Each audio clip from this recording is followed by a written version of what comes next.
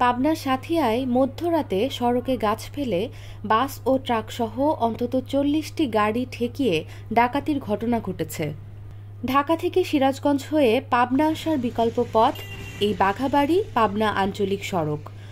শুক্রবার মধ্যরাত ১:৩০টার দিকে সড়কটির ছেঁচানিয়া গ্রামের সড়কে আম গাছ কেটে প্রতিবন্ধকতা সৃষ্টি করে ওত পেতে থাকা সশস্ত্র ডাকাত দল। ভুক্তভোগীরা জানান, কিছু সময়ের মধ্যে বাস, মাইক্রোবাস, ট্রাক, প্রাইভেট কার সহ প্রায় ৪০ থেকে ৫০টি গাড়ি আটকে পড়ে। ডাকাতরা হাসুয়া, রামদা, ছুরি, চাকুসহ বিভিন্ন অস্ত্র নিয়ে পর্যায়ক্রমে গাড়িগুলোতে ডাকাতি চালায়। প্রচণ্ড কুয়াশা ছিল। আমি মনে করছি যে একটা ট্রাক দাঁড়াইছে আমার সামনে, মনে করছি কি কারণে জ্যাম লাগছে। হঠাৎ করে একজন হাসিও নিয়ে মুখ বাঁধা অবস্থায় আমাকে আসিয়ে গলায় হাসুয়া ধরে বলে, তোর কাছে কি আছে, দে তাড়াতাড়ি দে। আমার কাছে কিছু টাকা ছিল, আমি দিয়ে দেই আর মোবাইলটা নিয়ে নেয়। আর বলে যে গাড়িতে নামবি না। কথা বলে আমার পিছনে তাৎক্ষণিক ২-১ মিনিটের মধ্যে একটা হাইক্স আসে। ওরা দৌড় পাইছে, এই হাইক্স দেখছে বিদেশ পার্টি, এ কালু তাড়াতাড়ি আয়। তাই কয় ওরা ওই গাড়িতে মারপিট করে, ওরা টাকা পয়সা চিন্তাই করে নেয়। আমি গাড়িতে নামি নেই। গাড়িতে এরকম ডাকাতি করছে প্রায় ঘন্টাখানেক। প্রায় ঘণ্টাব্যাপী এই তাণ্ডবে পরিবহন শ্রমিক ও যাত্রীদের জিম্মি করে তাদের সঙ্গে থাকা মোবাইল, টাকা ও অন্যান্য মূল্যবান সামগ্রী লুটে নেয় ডাকাতরা। 12:30টার পরে থেকে আমরা ওঠার পরে একটা শব্দ পাইলাম, কে জানি এদিক টাকা দেয় কি কিছু আলো দেখা যায় আবার সবটা নিভে যায়। মানে পরে এখন টুকটাক পরে এই পরিস্থিতি দেখে আমি মেলা সময় ওখানে বসে নিলাম, আমার বাড়ির ভিতরেই বসে থাকে। পরে আর কোনো দিশে মিশে না পা আমরা হুয়ে লইলাম। পরে সকালবেলা ফজরের নামাজ পড়ে জাতি হুনিতে হানে এই ব্যাপার। পরে এদিকেও গাড়ি ঠেকে গেছে মনে হয় ১-১০০ গাড়ি, এর দিকেও ১-১০০ গাড়ি ঠেকে। অনুমান ডাকাত হয়েছে ১ ঘন্টার লেগা, প্রায় ঘন্টাখানে। আমি তো মানে ২০-৩০ মিনিট আমি ওখানে বসে আমার বাড়ির ওই এরিয়ার ভিতরে বসে আমি দেখছি। এই দুর্ধর্ষ ঘটনার পর নড়ে চড়ে বসেছে আইন শৃঙ্খলা বাহিনী।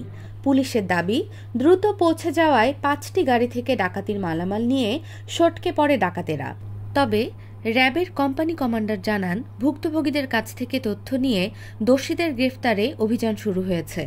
আমরা জানতে পেরেছি যে গত মধ্যরাতে এখানে মহাসড়কে গাছ ফেলে ডাকাতি করা হয়েছে বেশ কয়েকটি যানবাহনে। তো আমরা খবর পেয়ে আমাদের টিম এখানে চলে এসেছি। আমরা আশেপাশের তথ্যপত্র নিচ্ছি। আমরা ইনশাল্লাহ দ্রুত ডাকাত দলদের শনাক্ত করে এদেরকে আইনের আওতায় নিয়ে আসতে সক্ষম হব। রাত আনুমানিক ১:৩০টার দিকে ঘটনাটা ঘটেছে। আমাদের একটা টিম আসলে কালকে গত রাতে ঈশ্বরদী এলাকায় আমরা চেকপোস্ট করছিলাম। তো আসলে এত বড় একটা এলাকা তো কভার দেওয়া সম্ভব হয় না। আমরা একদিকে ডাকাত দল আরেকদিকে ডাকাতি করেছে। তো যাই হোক, আমরা ডাকাতরা যারাই হোক আমরা ওদেরকে শনাক্তপূর্বক আইনের আওতায় নিয়ে আসতে সক্ষম হবো ইনশাল্লাহ। না, এখনো পর্যন্ত আমরা কিছু বলতে পারছি না কারা করছে। আমরা আসলে তদন্ত সাপেক্ষে এটা বলতে পারবো। তবে চরমপন্থীদের বিষয়টিও আমরা উড়িয়ে দিচ্ছি না, তারাও থাকতে পারে। আমরা সব বিষয়টাই খতিয়ে দেখছি। আইন শৃঙ্খলা বাহিনী সকাল থেকে কোনো ডাকাতির সূত্র না পেলেও চলতি বার্তার অনুসন্ধানী দল ঘটনাস্থল থেকে কিছুটা দূরে ফসলের জমিতে ডাকাতের আলামত খুঁজে পায়। সেখানে ডাকাতির কাজে ব্যবহৃত সিম ও স্মার্ট ওয়াচ সহ বেশ কিছু আলামত মেলে। দেখলাম যে এই খলগুলো পড়ে আছে, এটা গরের খল, এটা জন্য কিসের জন্য, এটা টাইগার বাম। হ্যাঁ, এই যে বান পড়ে আছে, রশি, পানির বোতল, 2টা গামছা পড়ে আছিল, একটা সিম আছে, ওই খাজরে পাইছিলাম, খাইছে ওরা। এটা গরিরে যাইয়া ও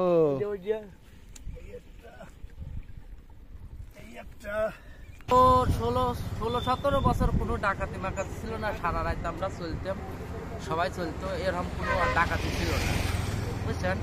এই বহু বছর আগে শুনেছিলাম এবং তখন বেশ ঘন ঘনই এই রাস্তাতেই হয়েছিল বেশ কিছু ডাকাতি এবং মাঝে মাঝে ঘটতো রাত্রে।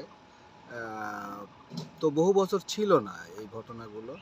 তো তখনও ওই গাছ কেটে ফেলে বিভিন্ন গাড়ি অবরোধ করে ডাকাতি করতো। সে ঠিক একই কায়দায় আবার সেই গত রাত্রেও হয়েছে, এর আগেও একদিন হয়েছে। তো মনে হচ্ছে আইন শৃঙ্খলার বেশ কিছু অবনতিও ঘটেছে। আগে তো পুলিশ টহল দিত, আসলে এলাকার মানুষ আতঙ্কই আছে আমার মনে হয়। সব মিলিয়ে গতকালের ঘটনা খুবই দুঃখজনক। একসময় চরমপন্থী অধ্যুষিত পাবনার সাঁথিয়া উপজেলায় প্রায়ই ডাকাতি হতো বাঘাবাড়ি পাবনা আঞ্চলিক সড়ক এলাকায়। ডাকাতির ঘটনায় নিষিদ্ধ সংগঠনের সম্পৃক্ততা আছে কিনা তাও খতিয়ে দেখছে আইনশৃঙ্খলা বাহিনী।